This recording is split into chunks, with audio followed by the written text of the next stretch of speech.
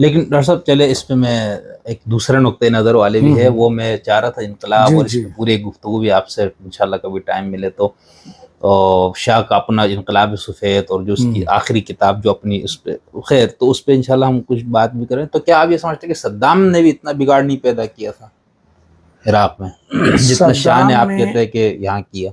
सद्दाम ने जो बिगाड़ पैदा किया, हम आपको बताएं कि हम सावक से भी बड़े करीब रहे हैं, ये हम आज डिस्क्लोज कर। अच्छा, किन से? सावक जो अच्छा ईरान की अच्छा खुफिया जी जी सही। अच्छा, और हम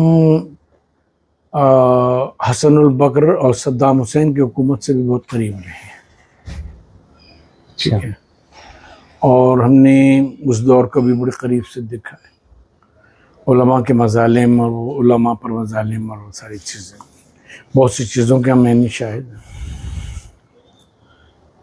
वहाँ जो इन्हिराफ था वो ये था कि जो हाकिम वक्त है उसकी मर्ज़ी के ख़िलाफ़ या उसके ख़ुद के ख़िलाफ़, रिजीम के ख़िलाफ़ आप बात नहीं कर सकते। सही, वरना आप आज़ाद हैं, जो चाहे करें। ये सद्दाम की वो ऐसा नहीं था कि उसने 1000-2000 शराब खाने बनवा दिए हों, नाइट क्लब्स को कर दिए हों, ठीक है। दीन इस्लाम के मुकाबले में कोई इसे क्या कहते हैं तालीमात ऐसी इस तरह की पेश की हूँ, ठीक है। वो बास पार्टी का था, सोशलिस्ट था अपने उसमें, ठीक है। लेकिन उनकी तरफ से मज़हब में इस किस्म की कोई ना कंपल्शन पैदा की गई थी ना, बस ये है कि उनके खिलाफ, हुकूमत के खिलाफ, रिजिम के खिलाफ आप बात नहीं करें। सही।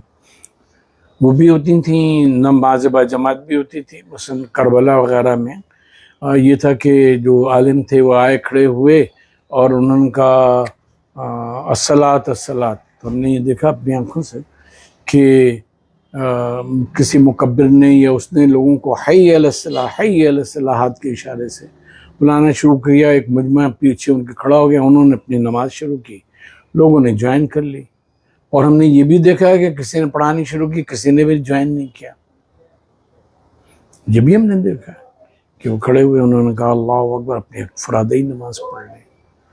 तो ना इसके ऊपर मजबूर किया गया, ना उसके ऊपर मजबूर किया गया, लेकिन ये था कि वहाँ ये जबर था कि आप हुकूमत उसकी पॉलिसियों के खिलाफ नहीं कोई बात कर सकते, ना उनसे कोई मुतालबा कर सकते हैं कि यहाँ रोज़े फला में ये करवा दें, फला जगह ये कर दें, ऐसा कर दें, वैसा कर दें।